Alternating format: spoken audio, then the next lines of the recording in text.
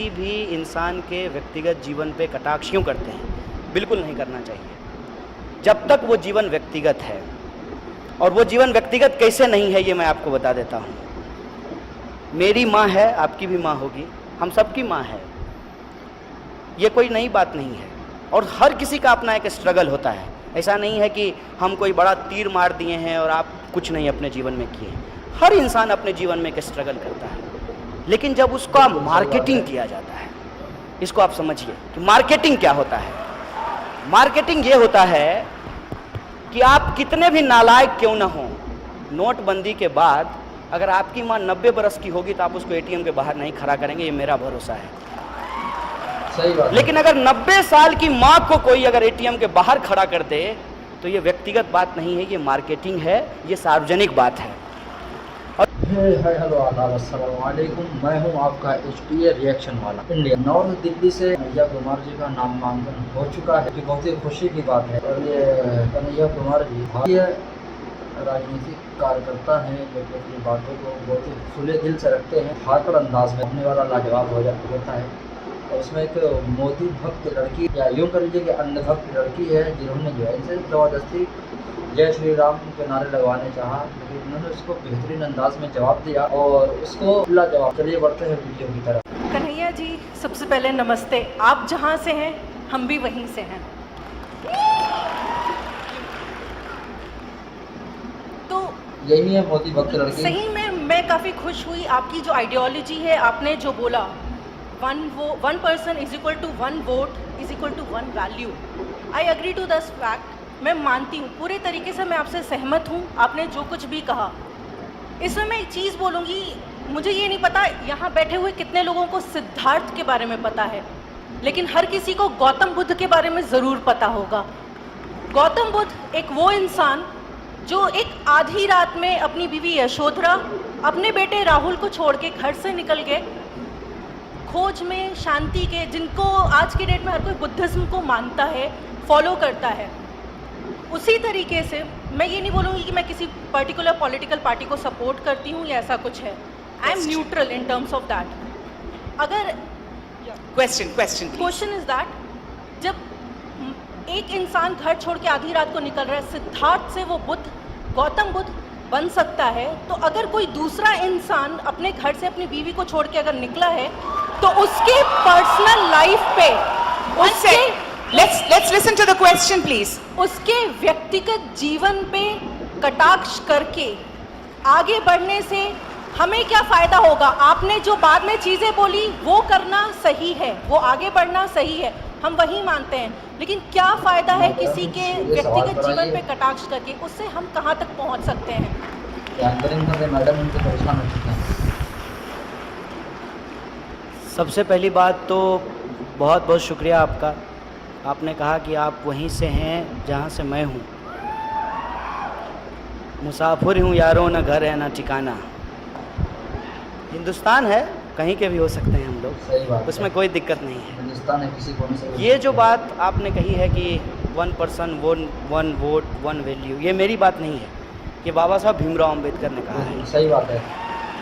और जो मूल प्रश्न है आपका, किसी भी इंसान के व्यक्तिगत जीवन पे कटाक्ष क्यों करते हैं? बिल्कुल नहीं करना चाहिए। जब तक वो जीवन व्यक्तिगत है, और वो जीवन व्यक्तिगत कैसे नहीं है ये मैं आपको बता देता हूँ। मेरी माँ है, आपकी भी माँ होगी, हम सबकी माँ है, ये कोई नई बात नहीं है। और हर किसी का अपना एक स्ट्रगल होता है। ऐसा नहीं है कि हम कोई बड़ा तीर मार दिए हैं और आप कुछ नहीं अपने जीवन में किए।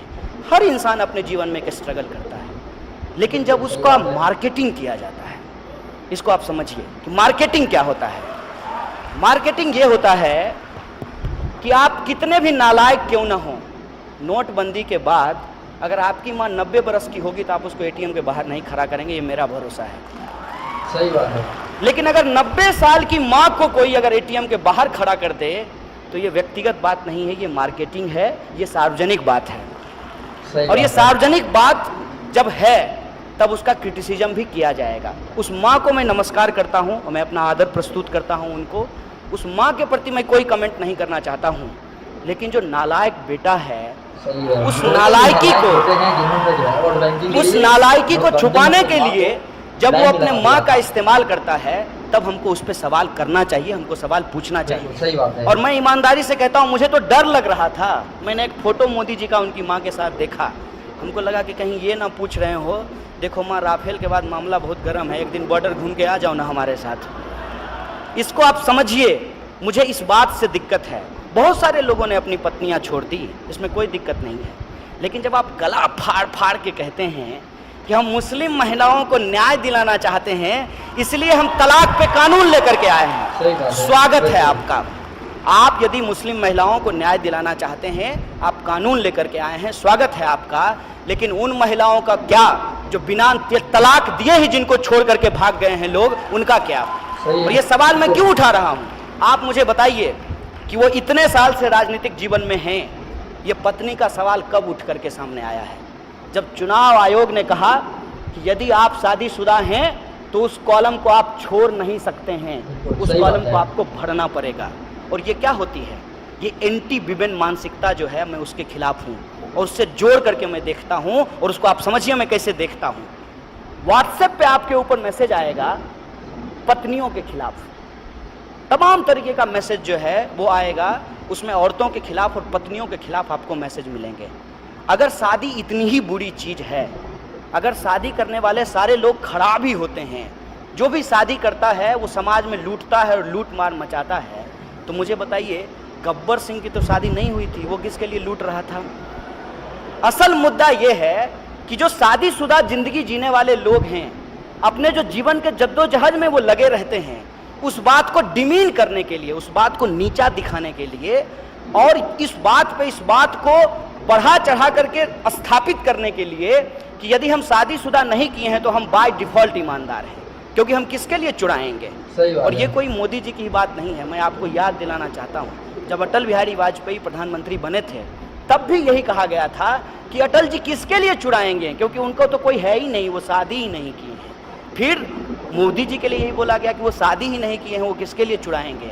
और अब योगी जी के लिए बोला जा रहा है कि वो शादी ही नहीं किए हैं तो किसके लिए चुराएंगे। सही है। मतलब इस देश में जो लोग शादी कर लिया है वो सिर्फ और सिर्फ चोरी करता है। चंबल के जितने भी डाकू हैं वो शादीशुदा नहीं हैं, वो क्यों लूट रहे हैं ये मुझे समझा दीजिए। ये जो औरत के खिलाफ मानसिकता है, औरतों के खिलाफ जो मानसिकता है, हम उस मानसिकता के खिलाफ हैं। क्यों हम स्वीकार नहीं करेंगे? हमको बताइए। अगर हमने शादी की है तो कोई अपराध किया है क्या, कोई पाप किया है कि हम स्वीकार नहीं करेंगे कि हमने शादी की है? हम इसलिए छुपाते हैं ताकि वो जो हमारा मार्केटिंग है उस मार्केटिंग का पॉइंट कम हो जाएगा। और ये जो मार्केटिंग के पॉइंट हैं, इस पॉइंट पे हमको किसी इंसान को नहीं जज करना है। हमको उस व्यक्ति के, प्रधानमंत्री के बतौर क्या काम है, इस पे हमको जज करना है। लेकिन बतौर प्रधानमंत्री जो वो काम नहीं किए हैं, इसी बात को डाइवर्ट करने के लिए वो माता और पत्नी के पास पहुंच जाते हैं। कौन ऐसा बेटा होता है मुझे बताइए तो, माँ का पैर छूते हुए फोटो खिंचवाता है, कैमरा लेकर के माँ से मिलने के लिए जाता है? कौन ऐसा बेटा होता है? इस बात को समझिए, मैं उस साजिश के खिलाफ हूँ कि जब कोई इंसान अपनी जो हकीकत है उसका मार्केटिंग करके सवाल को गुमराह करने लगे, तो इस साजिश को हमको समझना चाहिए। और इस बात से मैं पूर्णतः सहमत हूँ कि किसी भी व्यक्ति के व्यक्तिगत जीवन पे कटाक्ष नहीं करना चाहिए। मसलन कोई भी व्यक्तिगत जो बयानबाजी होती है व्यक्तिगत जीवन को लेकर के, उससे बचने का प्रयास करना चाहिए। लेकिन ज़रूरत इस बात की है कि वो बात व्यक्तिगत हो। सार्वजनिक जीवन में अगर कोई बात है तब उस पर बात बोली कन्हैया जी, मैं थोड़ा सा ओपिनियन रखूंगा, फिर मैं सवाल बताता हूँ आपको। नहीं, जल्दी से सवाल कीजिएगा, बहुत जल्दी, सीधे से सवाल पे आइए। ओके। कन्हैया जी, आप देखते हैं पूरी दुनिया में धर्म के नाम पे आज अहिंसा फैल रही है, और धर्म जो मतलब कह सकते हैं कि नॉन वायलेंस की बात करता है, लेकिन उसके नाम हिंसा फैलाई जा रही है। तो इस धर्म के नाम पे जो हिंसा होती, तो उसको रोकने का सबसे अच्छा काम कम्युनिस्टों ने किया है। तो आप एज ए कम्युनिस्ट, मैं आपको मानता हूँ, लेकिन आप एक डेमोक्रेटिक कंट्री में रहते हैं, तो आपको ये इस धर्म के नाम पे जो हिंसा हो रही है, जो लोग पावर में आ गए धर्म के नाम पे और हिंदू धर्म को बदनाम, प्रश्न पूछिए। मेरा प्रश्न ये है कि आप इस कम्युनिस्ट, एज ए कम्युनिस्ट, क्या आप आइडियोलॉजी गांधी जी की फॉलो करेंगे इन सब चीज़ों को ख़त्म करने के लिए, या लेनिन की आइडियोलॉजी को फॉलो करेंगे? एक बार एक बार जो है देखिए, सवाल जो आपने पूछा है बहुत सुंदर सवाल पूछा है। और जैसे वो उस महिला ने सवाल किया ना कि सिद्धार्थ को कोई नहीं जानता है, महात्मा बुद्ध को हर कोई जानता है। वो इसलिए जानता है क्योंकि वो अपनी पत्नी को छोड़ करके चले गए थे। एक ही घटना को दोनों तरीके के तर्क के लिए इस्तेमाल किया जा सकता है। मैं आपको बता देता हूँ कि जब तक शादी नहीं किए होते, जब तक गृहस्थ जीवन का सुख नहीं लिए होते, तब तक सन्यासी नहीं बन पाते। सेम घटना। और दूसरा, जो गृहस्थ जीवन में फंस जाता है वो सन्यासी नहीं बन पाता है। सेम घटना को अलग अलग तर्क से इस्तेमाल किया जाता है। और शादी की जहाँ तक बात है, मैं आपके प्रश्न पे आऊँगा, तो कालिदास तो शादी करने के बाद कालिदास बने थे ना। ये सवाल नहीं है, शादी मुद्दा नहीं है। असल मुद्दा क्या है उस पर हमको पहुँचना चाहिए। ये जो हम लोग बाइनरी बनाना शुरू कर दिए हैं ना, ये बाइनरी हम अपने दिमाग में क्यों क्रिएट करते हैं, इस हकीकत को समझिए। ये एक डिजाइन की तहत हमारे दिमाग को ट्रेंड किया जा रहा है कि हम हर चीज को युग्म में देखें, बाइनरी में देखें। मसलन आप टीवी चैनल खोलिए तो उसमें बीच में आपको एक रेफरी मिलेगा। 3000 पे एक इधर से जो है फाइटर रहता है और 3000 पे उधर से एक फाइटर रहता है। और एक हिंदू की तरफ से फाइट करेगा और दूसरा मुसलमान की तरफ से फाइट करेगा। और गेटअप भी पूरा तैयार करके आता है, बड़ी सी दाढ़ी, टोपी, बड़ा सा चंदन, पूरा गेटअप में आता है। और बीच में वो एंकर जो है वो रेफरी बना हुआ है और आपको हिंदू मुसलमान का फाइट चल रहा है। सही बात है, यही काम वो हमारे चैनल बीजेपी और बदलेंगे मोदी जी खुद तो कर रहे हैं। WWF पे वही हो रहा है। दो पहलवान आपस में लड़ रहे हैं और एक रेफरी बना हुआ है। तो उसके ये बाद हमारी काफी अच्छी अगर बात आप है जो है, इसको किसी अपने explain जीवन कर के रहे हैं दूसरे स्फीयर में जाएंगे तब भी आपको यही फाइट दिखाई हमारी देगा। मौजूदा मसलन सरकार को expose अरे भी कर रहे हैं, ये तो उनकी मोदी जी का रणनीति भी समर्थक expose कर है, रहे अरे हैं। ये तो मोदी विरोधी है। ऑफिस डिवाइडेड है, घर में जाइए तो आपका डिनर टेबल डिवाइडेड है। पापा मोदी जी के समर्थक हैं, मम्मी मोदी जी की विरोधी हैं। मतलब इस तरीके का डिवीजन आपको हर जगह दिखाई मिलता है। ये जो डिवीजन है, ये डिवीजन गलत है। जीवन ऐसा नहीं होता है। जीवन में दिन और रात के बीच में एक ऐसा वक्त होता है जो ना दिन होता है ना रात होता है। लाइफ में चीज़ें हमेशा ब्लैक और वाइट नहीं होती है, वो ग्रे भी होता है। इसीलिए डेमोक्रेसी को बेस्ट मोड ऑफ पॉलिटिक्स कहा गया है कि इसमें ब्लैक भी है और इसमें वाइट भी है और इसमें ग्रे एरिया भी होता है। तो आप ये कह रहे हैं कि धर्म की वजह से हिंसा होती है, मैं ये नहीं मानता हूँ। धर्म के लिए हिंसा होती है और हिंसा को टिकाए रखने के लिए धर्म और आस्था का इस्तेमाल होता है। ये दोनों आपस में इस तरीके से जुड़ा हुआ है। और ये जो संबंध हैं, ये जो मैंने आपको बार बार कहा कि जो इनइक्वलिटी है, उस इनइक्वलिटी को टिकाए रखने के लिए धार्मिक और जातीय बहस को जबरदस्ती जिंदा किया गया है। जो हिंसा है इसके आधार पे उसको जबरदस्ती जिंदा किया गया है ताकि इनइक्वलिटी और लूट जो है देश में वो आपको दिखाई नहीं दे। इस देश में एक कंपनी है जो कंपनी प्रत्येक दिन पिछले 1 साल में 300 करोड़ रुपया कमाई है, रोज 300 करोड़ रुपया कमाई है। और आपको ये लगे कि अरे वो तो भाग्यशाली है क्योंकि उसकी माँ का कोख जो है वो VIP है और हम तो भाग्यशाली नहीं है क्योंकि हमारी माँ का कोख VIP नहीं है। जबकि आपकी माँ ने भी आपको 9 महीने पेट में रखा है, उसकी माँ ने भी उसको जो है 9 महीने ही कोख में रखा होगा, लेकिन वो VIP हो गया पैदा होते ही और हम जो है दलित हो गए पैदा होते ही। ये जो डिफरेंसेज है, इस डिफरेंसेज को टिकाए रखने के लिए धर्म का इस्तेमाल होता है। वरना आप किसी भी रिलीजियस टेक्स्ट को जाकर के पढ़ लीजिए, वो मानवता की बात करता है, मानव मुक्ति के कल्याण की बात करता है। लेकिन ये सवाल आज हमारे सामने नहीं आ रहे हैं।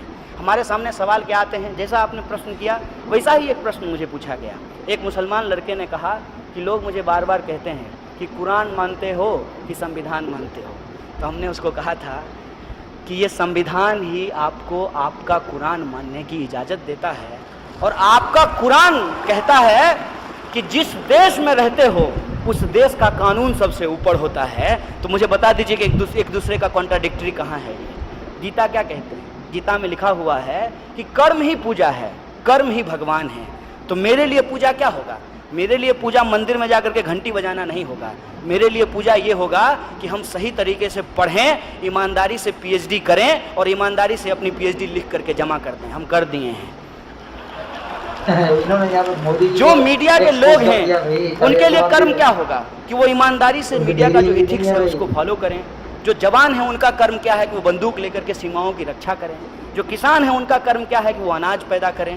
आज देखिए कि ये सारे लोग ईमानदारी से अपना कर्म कर रहे हैं, लेकिन जो इस कर्म की बेईमानी कर रहे हैं, चाहे वो नेता हो, नौकरशाह हो या इस देश के पूंजीपति हो, कर्म की बेईमानी को टिकाए रखने के लिए धर्म की हिंसा का इस्तेमाल करते हैं, सांप्रदायिकता का इस्तेमाल करते हैं। इस बात को हमको समझना चाहिए। अमित शाह और ये बात जब हम समझने के लिए तैयार हैं तो हमको इस नतीजे पे पहुंचना चाहिए कि आज के समय में हिंदुस्तान को सिर्फ गांधी की ही ज़रूरत नहीं है, गांधी के साथ भगत सिंह की भी ज़रूरत है, अंबेडकर की भी ज़रूरत है और लेनिन की भी ज़रूरत है। ये बात हमको समझना चाहिए। इसीलिए कन्हैया कुमार के लिए या हमारे ज़माने के जितने भी नौजवान हैं उनके लिए कोई एक व्यक्ति की एक विचारधारा से उनके सारे सवाल हल हो जाएं ये ज़रूरी नहीं है। सही है। हमको हमारे दौर की जो समस्याएं हैं उन समस्याओं के समाधान हमारे इतिहास और इतिहास के जो महामानव हैं उनके लिखे हुए विचारों में ढूंढना चाहिए। क्योंकि बाबा साहब भीमराव अम्बेडकर ने एक बात कही है